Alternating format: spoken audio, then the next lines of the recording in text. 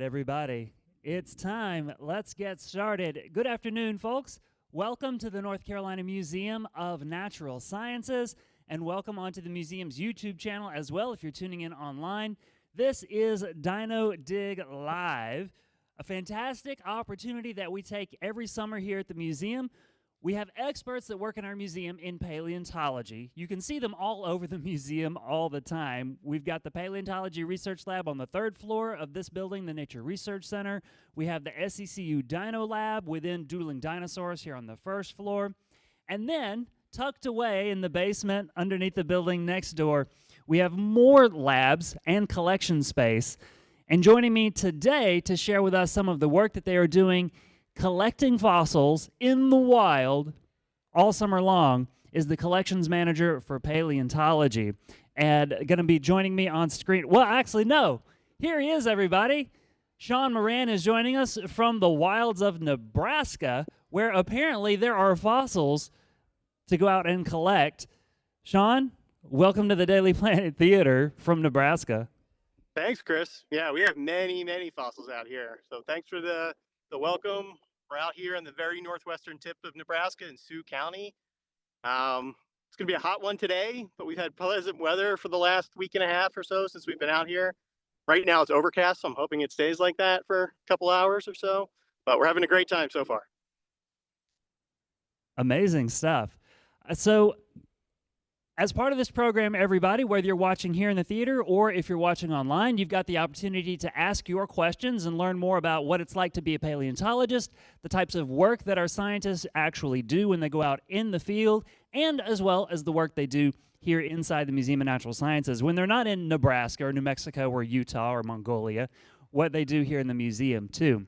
But Sean, give us a sense of what you're working on. Of course, this program is called Dino Dig Live, but behind the scenes, you were letting me know that you're not doing anything about dinosaurs. Tell us what you're up to in Nebraska. No, so we're a little bit more recent than that. So, I mean, we're having a whole summer of Dino Dig Lives. We started out with Dr. Zano in Utah and New Mexico, digging dinosaurs that are about 90, 100, 105 million years old. Next week with Eric Lund, you'll be looking at fossils that are about 66, 67 million years old, right before the extinction of the dinosaurs. If we jump forward another third of the last 100 million years, here in Nebraska, we're looking at fossils that are about 35 to 32 million years old. So we're well after the dinosaurs have gone extinct. Of course, we still have birds around that descend from dinosaurs, and we do very rarely find some birds here in Nebraska. We have some skeletons that we have found in the past. Occasionally we will find an egg out in the deposits here, but that's not really our focus. We're here to look at fossil mammals. This is a really important time for mammal evolution. We're looking at the origination and early evolution of some really familiar groups of animals that we have around today, like dogs and camels and rhinos and horses, mice. We find lots of those. We also have really archaic groups here that go extinct where we're sitting right now.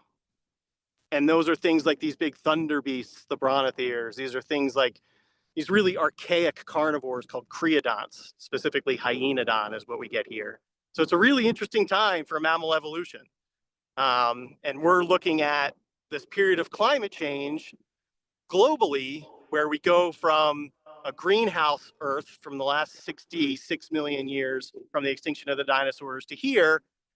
And then we go into an ice house Earth where we have permanent polar glaciation, starting right on the boundary we're sitting on here in Nebraska. And I'm interested in looking at how the mammals are adapting to this abrupt climate change about 34 million years ago. Wow, that's amazing stuff. Incredible Cool stuff. It's also fun just to think, you know, so often I feel like when we're talking about ancient life, I mean, here at the Museum of Natural Sciences, you can see fossils on display across all kinds of periods of Earth's history. But like folks come to look at the dinosaurs. Dinosaurs tend to get so much of the press. I think it's so interesting that you're out there finding things that are not dinosaurs, specifically looking for things that are not dinosaurs and helping us fill in gaps in our knowledge about ancient life. But I got to ask, why Nebraska? What makes Nebraska special for these questions you're trying to answer? Yeah, that's an excellent question. So I think the best place to start on addressing that is looking just north of us, about 45 miles to the northeast of where we're sitting right now, is an area that I think a lot of people are quite familiar with, and that's the Badlands National Park of South Dakota. And you've probably seen pictures of these really beautiful laminated sediments of Badlands National Park. And those rocks are very similar to the rocks we're working in Oglala National Grassland here in Nebraska. Unfortunately, at Badlands National Park, there's what we call an erosional unconformity. So there's some missing time right around the boundary I'm interested in. If you head a little bit west of here into Wyoming, near the town of Lusk, there's also great sections of the Eocene and Oligocene, the periods of time we're working in. Unfortunately, the periods of time that are present there are a little higher up in the section. So right here in Nebraska is a great middle ground where we see a million years before this climate event, through the duration of the climate event, and even after we settle on the new global climate. So this is the perfect section to address the answers that we're interested in. You got to go where the rocks are good, I guess. Exactly. Yep. So tell me, what are you finding? What sorts of discoveries have you made? And what's that been like? Yeah, so we've had pretty good luck this year. We're going back to a lot of sites we've collected for about 10 years now. And I'm starting to notice that some of those are not producing quite as much as they have in the past. I think we're making our dent in the fossils that are exposed on the landscape. The first day we went to a site that I haven't been to maybe since 2019. And pretty immediately, within 5 minutes of stepping out of the car, we found a complete lower jaw of an animal called an anthracothere. So this is a group of animals that we think are the ancestors of today's hippos and eventually the branch that leads to whales. So that's pretty exciting. We don't have a single fossil of an anthracothere in our collection. Soon thereafter, within 10 minutes, one of the team hiked a little bit further into that section of rock and found a brontotherian skull. So brontotheres are fairly common up to this boundary that we're talking about at 33.9 million years ago, when there's a fairly big extinction pulse, and they do go extinct right at that boundary with this climate event. But in the section where we were working that day, it was lower than that boundary. And brontotheres are these big perissodactyls, so related to horses, rhinos, tapirs. They look a lot like bigger, earlier rhinos that have these weird projections off their skull. And Crystal, the member of the team who found that specimen, found the two little nasal projections. And we thought it was just the front of the skull. And as we started digging more, it turned into the entire skull. So those are two of the less common things we found. I'm going to turn my video around and show you some examples of some of the more common fossils we find. So here, this is a little micro deer that is fairly common in the Badlands. So these are the three molars towards where my fingers are, and then the one premolar of a deer called Hypotragulus. This is an animal that is not around anymore. So it looks a lot like modern day mouse deer or chevrotains, but this is an extinct group. This is another deer that is very similar that we find all the time. Let's see if it's going to come into focus. Maybe not. It's a little better, maybe. So this is a similar part of the jaw. This is another micro deer that is found very commonly. This might be the most common fossil we find on the landscape. This one's going to be a little bit trickier because they're getting progressively smaller. But this is a jaw section with a premolar that we find of the micro deer. And then, let's see, where is it? Yeah, this is the one I was trying to pick up. So this is one of the early dogs that we find. So these are two of the premolars of a true canid. So this is a true dog named Hesperocyon that we find occasionally. It's not super common, but maybe one or two a day. And then even smaller, are these early relatives of pika and rabbits, Paleolagus.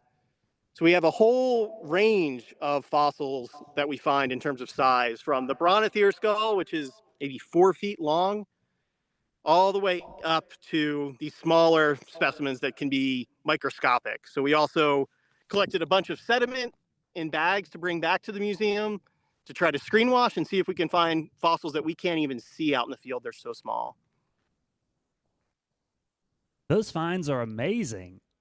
Really I'm cool, right? surprised that you can even pick out like a little tan colored piece of a jaw or some teeth out of all of that brown color that I see on the landscape behind you. That's impressive.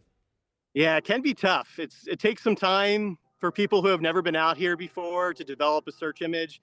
Even for myself, I've been coming out here since 2014. I've probably spent a total of 4 months collecting fossils out here, but every year it takes me maybe half a day to retrain my brain to look for the right shape, the right color, the right texture of the bones we're interested in. And thankfully, we're in a place where fossils are really, really common. So instead of sitting in a quarry like Dr. Zano often does to excavate dinosaur bones, we spend much more time walking the landscape and picking up fossils as we go. And we have a fancy GPS with us that can record the location of those specimens down to centimeters on the landscape, and we can model where those specimens are coming out of the rock to compare that to the global temperature and how things are changing. So we're kind of lucky here in that we're in a place where fossils are really, really abundant. It would not surprise me if about 1,000 fossils or so from this season come next month will be cataloged into our collections down in the basement for this research. Wow, I'm so impressed by that. In previous versions of the show, like you mentioned too, we've been talking to more of the dinosaur paleontology team here at the museum.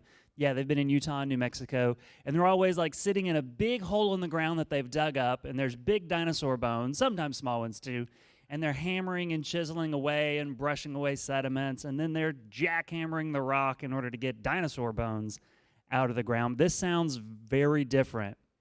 Do you go through similar workflow, similar steps? Are you having to do a lot of digging? Are you covering things in the big hard plaster encasings like they have to do as well? Yeah, that's a really good question, Chris. We do that, but it's much less common. So a lot of the fossils we find have already eroded out, so we really are just picking them up off of the ground. We have made 2 jackets so far this year. So that Anthracothere denary that I talked about, we jacketed that, and we had an Oreodont skull. These are these weird pig deer-like animals that go extinct in the Miocene. Those are very common on the landscape. So we tend just to kind of pluck them out of the ground because we have so many of them, and they're really robust. But this was one that was a little more fragile. So after being out here for a week, we've only made 2 jackets.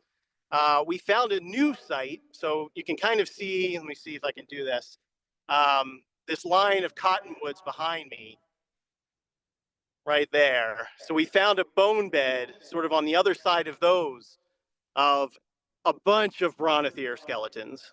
So we counted at least 12, maybe 15 skeletons of these large rhino-like animals. And that is going to require more of that type of work, where we're going to sit down, we're going to have to make a quarry and open a quarry. And it's going to take maybe a decade to really research that well. So that's something that we're trying to get the plans going, get the funds for that, get the excavation permits that we need, and start getting that open in the next few years. Did you say a decade to work on this bone bed site? Yeah, it's really big. And these animals Oh my are gosh. large animals. So to do it right, we'll grid it out like an archaeological site and go layer by layer, documenting everything we find. Yeah, it's a really impressive place. That's amazing. What a discovery that must feel like. Yeah, it's pretty incredible. Yep. Very exciting. Did you say too that I'm curious about this brontotherian skull. You said Yeah, it was 4 feet long? roughly. Yeah. Yeah, 3 to 4 feet long. So these are really, really large animals. That's Largest on the ma- landscape by far that we have in here in this age of Nebraska. Yeah, they're quite impressive. That's amazing. I can't wait to see that one back at the museum. Will Yeah, everything yeah. that you find come back here? Yes, this year. We're talking about what to do with this bone bed because it requires a lot of logistics to get it back to Raleigh, and then to have a dedicated preparator to work on all of that. So we're talking with some colleagues about where the best place to reposit those specimens will be. The one lone brontotheriid skull that we found, yeah, the hope is that next year we can bring the necessary equipment to get that back to Raleigh. So hopefully that will become part of our collections. But the whole bone bed, I think, is going to take a little more discussion with other institutions, just based on the logistics. Very interesting. Very cool stuff. If you're here in the Daily Planet Theater with me and you've got questions you'd like to ask Sean about paleontology, the discoveries that they're making, working in the field, or anything like that, just wave at me. If you're down here on the first floor, you can actually come up on stage and talk directly to them. If you're up on the balconies, just wave down at me, and then you can yell at me your questions, and I'll repeat everything into the microphone and get it into the program. If you're watching online, you can type your questions into the chat on YouTube. I've got that pulled up right here so that I can see your questions and comments as they come through, and then share those into the program too. But Sean, tell me, you're out here in Nebraska. I don't see like a hotel anywhere on this landscape. No. How is the work? How is it like living in Nebraska while you're looking for fossils? What do you have to do? Honestly, this year it's pretty cushy. So I'm here with one of my colleagues, who got a grant to come out here with some of her students. So she had enough money in her funds to get an Airbnb. So yeah, we have showers every night. We have a bed. I've slept on 3 different air mattresses at this point, but that's better than sleeping on the ground. It's a little bit different than I'm used to. I was out here for 5 weeks each in 2018 and 2019 for my doctoral research. And during those 2 years, we were camping out here for that entire time. And it was a little rough. We get storms that blow through here often. Just 3 days ago, we had a hailstorm pop up as we were leaving the field, and had, I don't know, quarter-sized hail pelting the truck on our way out. In the past, I've had windstorms destroy tents. I've had hail cave in our main cook tent. So yeah, an Airbnb and a shower every night, a stove, fridges, freezers. It's pretty nice. Cushy paleontology job here at the museum, I guess. Uh-huh. That's only by comparison, having done these shows and talked to our paleontology teams when they're, you know, in the middle of the desert out west somewhere, and they're talking about their conditions, which sounds like so much fun to like camp out with the team, cooking all of your meals over fires and stuff like that. But also, when you've been doing it for 3 weeks, 4 weeks, 5 weeks, sounds like it could get old. So this sounds like a good deal. Yeah, it gets exhausting. But I'm going to volunteer with your team, Sean. Yeah, please, anytime, Chris. So if you're just joining me here in the Daily Planet Theater or online, welcome, glad you're here. We're talking with Collections Manager for Paleontology, Sean Moran. He's in the wilds of Nebraska actually looking for ancient fossils of mammals. And if you've got questions about the work that we do here at the museum or out at these field sites, wave at me, let me know you've got a question, or type it into the chat. Sean, you told us earlier that you go to these parts of Nebraska to look for the specific rock layers that are the right age for finding the right animals. And that some of these animals have modern day representation, some have gone extinct, there's no more representatives around. Do you pick stuff up off the ground and you're like, oh, this is an animal that is still alive today? I guess what I'm asking is, you have to differentiate between like some bones of an animal that just died on the landscape and decomposed versus the fossils that are millions of years old that you want to look for. And the stuff you held up on camera a minute ago looked almost the same, at least to my untrained eyes. Yeah, so they are certainly lighter in color than we see, say, at the Falcarius quarry in Utah. And it gets a little tricky here in that even on top of the rocks that we're interested in that are 35 to 32 million years old, often there are what we call these sod tables, and these sod tables are Pleistocene in age. So they can produce bison and mammoth fossils. So right on the other side of me, let me see if I can find it. there's this tall hill out in the distance called Round Top. And just below Round Top, a couple decades ago, there were two mammoths found sort of locked together. Their tusks were stuck and they died. And they're currently on display at a tiny museum called the Trailside Museum, just right around the corner from here. So it can be tricky to tell even those Ice Age fossils from the fossils that we're working on. But then we also have fossil or modern bones of pronghorn, of rabbits, of deer, of cows. All these are pasture lands. We find lots of cow bones on the landscape. And they do differ quite a bit. So it is not unusual for me to go into a museum that has collections from the White River, which is the sediments that we're working in, and to find either a modern rabbit bone or an ankle bone from a bison that was listed as coming from a rhino, for example. So that does happen. But we've worked out here long enough that we're able to recognize pretty readily the difference between the fossils and the more recent bones, whether those are Ice Age fossils or modern bones. They're much lighter. They still have sort of a white color. The teeth have not yet turned that caramely color that you may have seen when I held up those jaws. So there is a definitive difference between those two groups of bones. Thanks. Did I see a hand go up over here? Your hand went up. Did you want to ask a question? What is your question? Come on up. All right, Sean, we've got a question from the audience for you. Fantastic. Hello. What is your question? What is the biggest animal you What is the biggest animal you found, Sean? That's going to be the brontotherium. So those big rhino-like animals that go extinct right here in the Badlands that we're looking at behind me.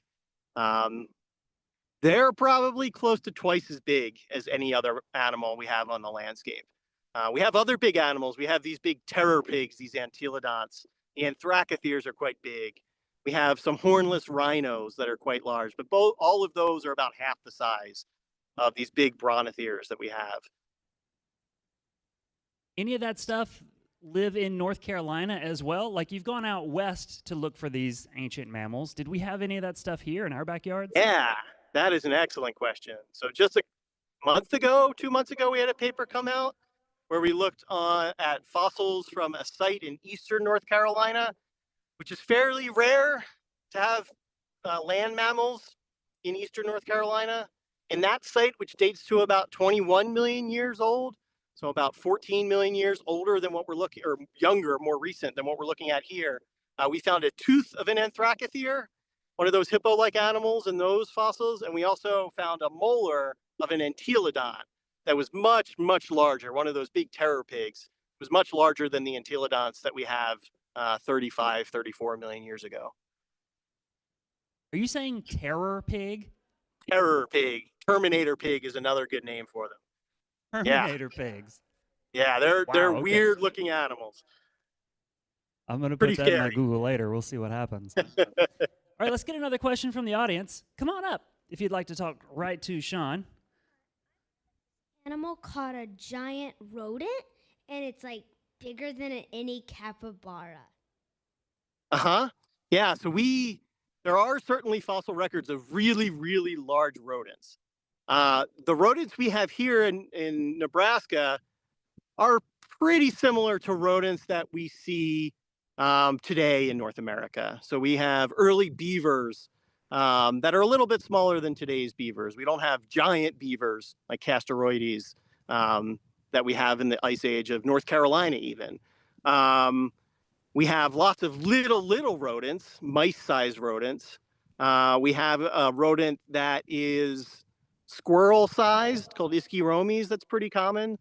And those guys are doing interesting things. So one of the things that we have found with this research is that when it gets colder here in Nebraska 34 million years ago at that climate event, Ischiromes, the squirrel-like rodent, actually doubles in body size to compensate for this cooling climate.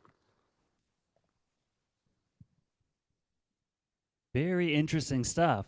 And you can track all of that. I guess you're tracking it through the fossils. Over time, you can see the bones get bigger, but it's the same species, the same type of animals. Correct. Yeah, or at least very similar related species. In some cases, they're from the same family. In some cases, they're related to families we have today, but sort of much further back in the fossil record.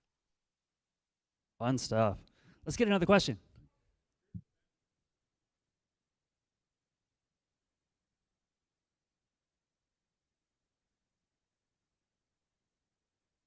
So the fossils that you were pointing at earlier that were around that tree line of the cottonwoods, do you think that was some sort of mass die-off event?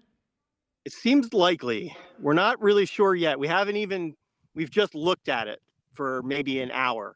We're hoping next year that we'll have a drone that is equipped with a camera so that we can take a bunch of photos and merge them into one 3D model, a photogrammetry model.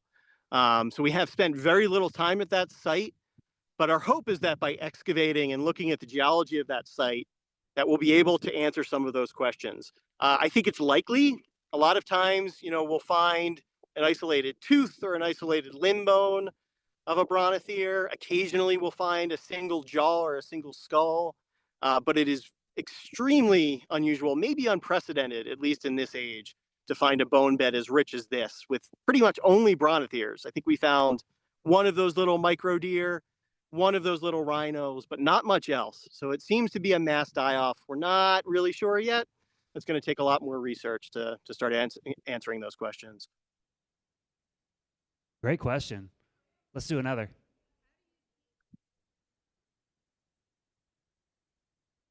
How do you keep people from coming to your site and taking your specimens?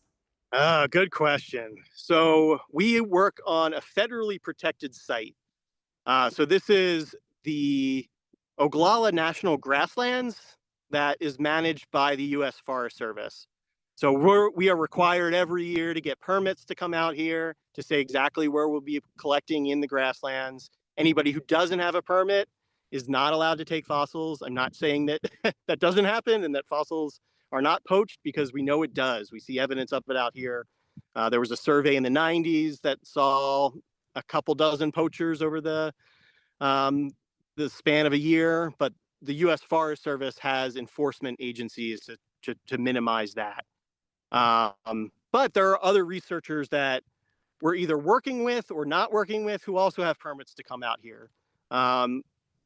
In our case, this area is very well known. So many museums have White River fossils. The first collection of White River fossils goes back to the 1840s. So some of the first fossils ever found in the American West, some of the first fossils ever described in North America in the 1850s. So there's a long history of collection out here in the White River Badlands. So it's not a secret where we are. We find tin cans from hundreds of years ago pretty often out here. What's novel about what we're doing is the way we're collecting these fossils and documenting to the centimeter with our GPS where every single fossil is coming out. And nobody else is doing that out here. So there are plenty of fossils to go around. Like I said, every year we come out here, we find hundreds, if not thousands of fossils. And there are places that it's really difficult to get to some of the places we work. And they are just rich with the fossil record. But that's a really, really good question. And mostly it falls with the U.S. Forest Service to stop poaching from collectors who don't have permits, but also for us to work together and collaborate with other colleagues who are working out here who do have permits. Next up for you, there's a couple of questions in the chat on YouTube. Okay. And then we'll probably let you go, maybe go find some shade, since you said it's going to get hot out there. Yeah, it's going to get hot, starting to get sunny. I'm starting to see the clouds break, too, and the sun come through. But Elise wants to know, were there any dinosaur documentaries that inspired you? But maybe since you're not studying dinosaurs, you could share with us, what got you into paleontology? Sure, yeah. So I can answer both of those questions. So the original Walking with Dinosaurs, I've only seen the one with our team from the most recent one, which was great. But the original Walking with Dinosaurs from the BBC was excellent. And then they followed that up with Walking with Prehistoric Beasts, which is also great. Not dinosaurs, more about this stuff in some cases. So I recommend that.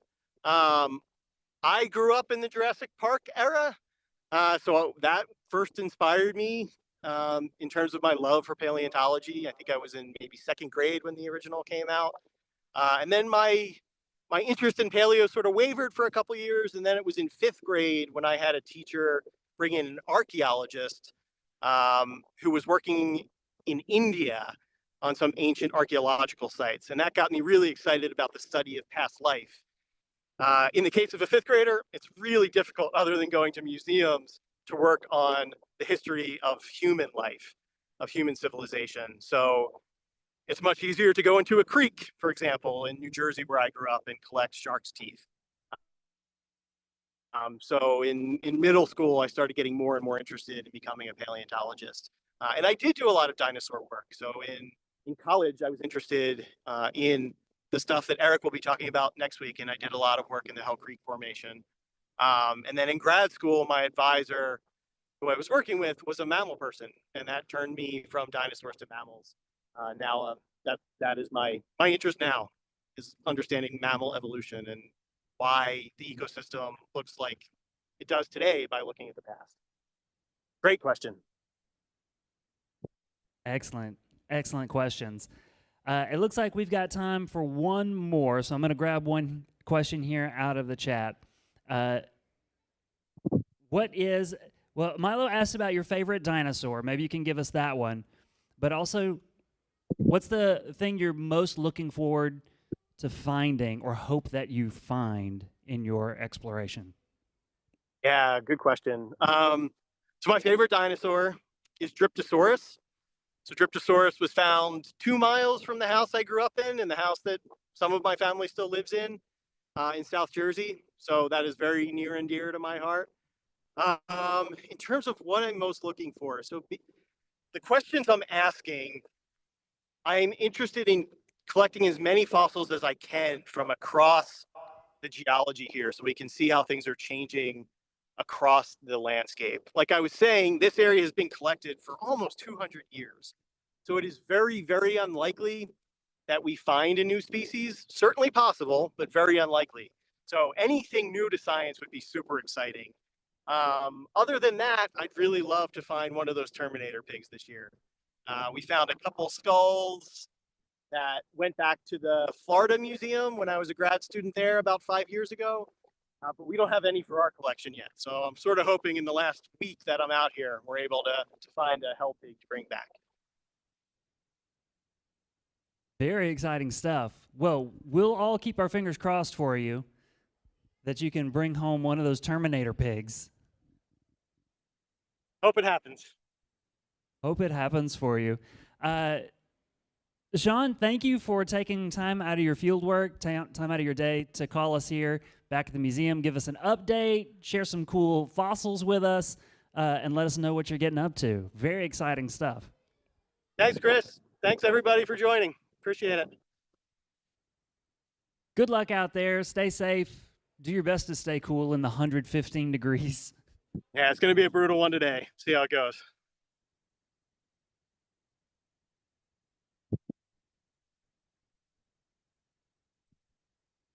So, Sean, take care. Thanks, everybody, for coming out to the museum today. Thanks for tuning in to this edition of Not Dinos, Dig Live, as it were. And we'll be back here again next Saturday, August 16th. We'll be back here at noon for another edition, and we'll be talking dinosaurs, most likely, for that program as well. Naturalsciences.org is the museum's website, where you can find programs and events just like this one, and the live stream link to tune in next week as well. I hope I'll see you all here or online again real soon. Again, one big round of applause for Sean Moran for joining us. Thank you so much.